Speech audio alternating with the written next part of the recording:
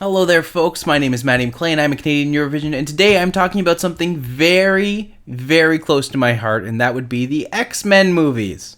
So the X-Men movies are a series that I've grown up with. Since the first movie came out, I've loved this series. It holds it very deep, very, very dear to my heart.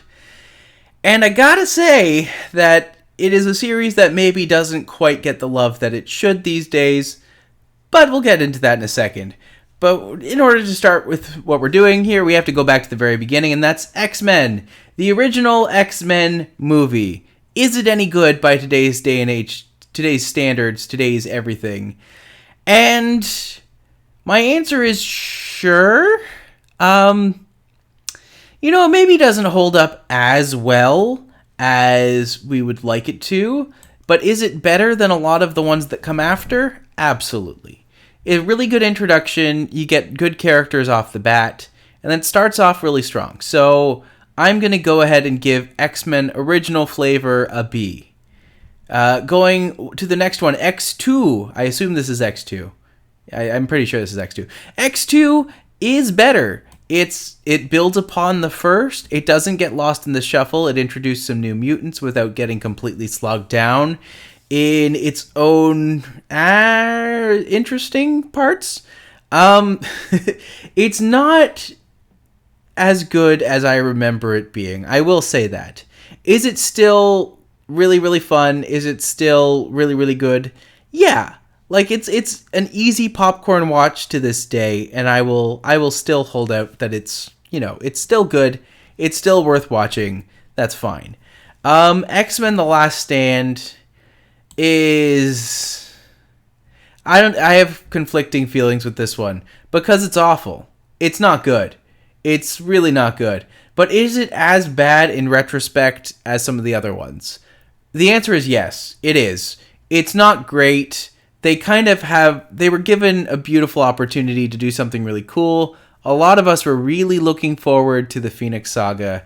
And I remember seeing this in theaters with someone who I was very, very crushed on at the time. And we both left the theater being like, I don't know what it is I just watched, but that was not what I was expecting.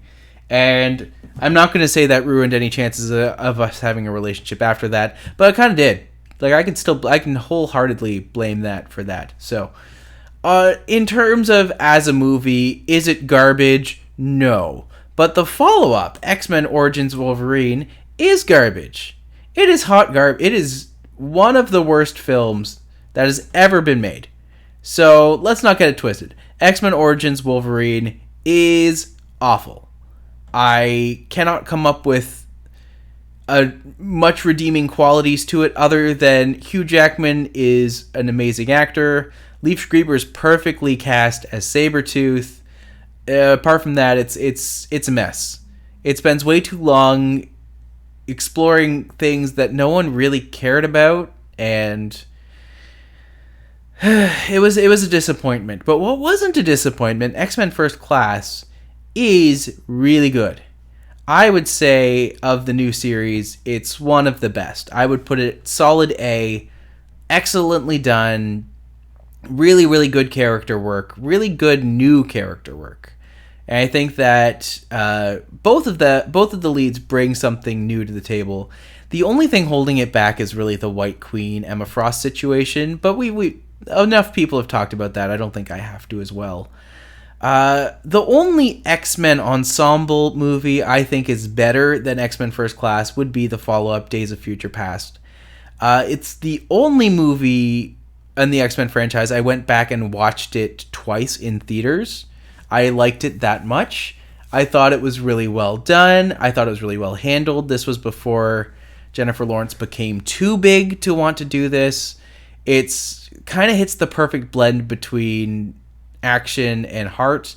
I've never seen the Rogue Cut, but I want to. So one day, hopefully, that is something that I can make happen. But I'm also not rushing up for that right now. Next up in the timeline, I believe, was Wolverine, if this wasn't not a little before.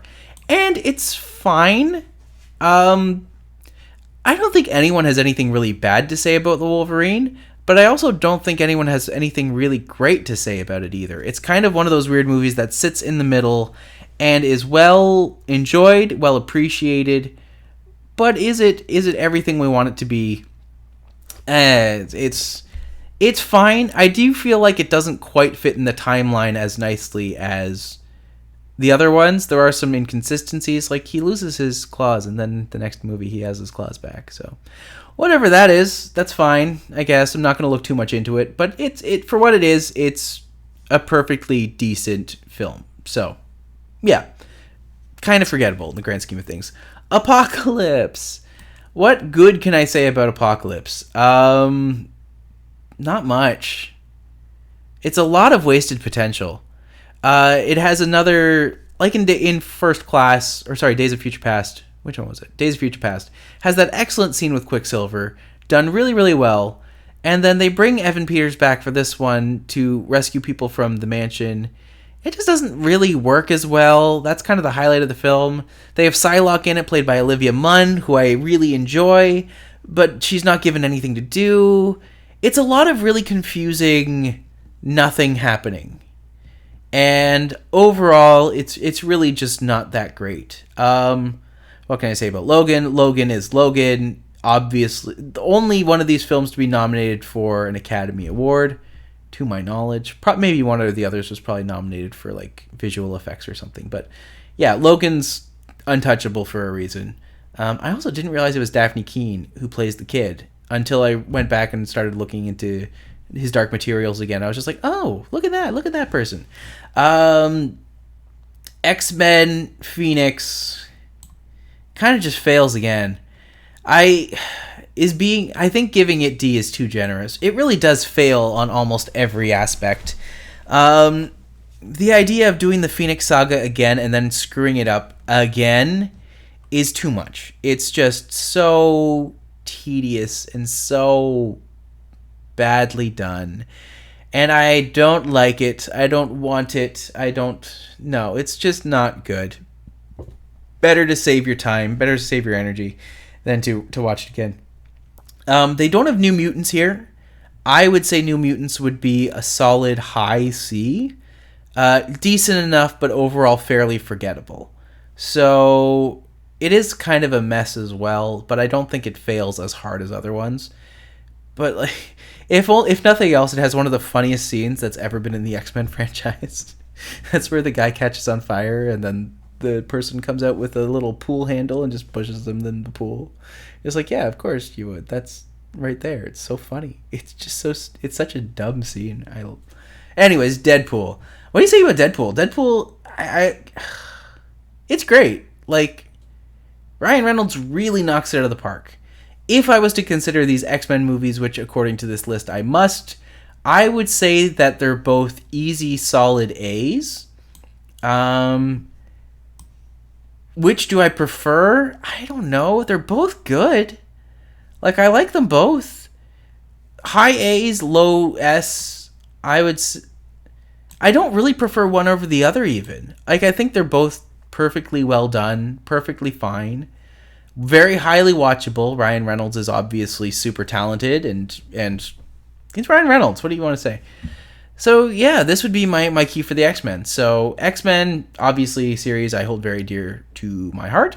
Love the series. Love the performers. I feel comfortable with this placement. So, I'm going to leave this here. And we will continue into this. Yeah, like, I don't really have anything else to say. It's X-Men. What do you want to... The only thing I will say is that if you're a kid growing up in the 2000s, don't research X-Men without the safe search filter on, because that's going to take you places that maybe you weren't ready for at the time. So keep that in mind. But apart from that, this is my ranking of the X-Men movie series. I'm Matti McLean. You can find me online at The Big Shabam on Twitter and Instagram. And apart from that, if you like what I'm wearing, this is called Molly Mindblow and is available online at onesheetgeek.com. If you like what you see here, subscribe because it helps me out trying to get to 100 subs. So if you can help out with that, I appreciate. Until then, bye.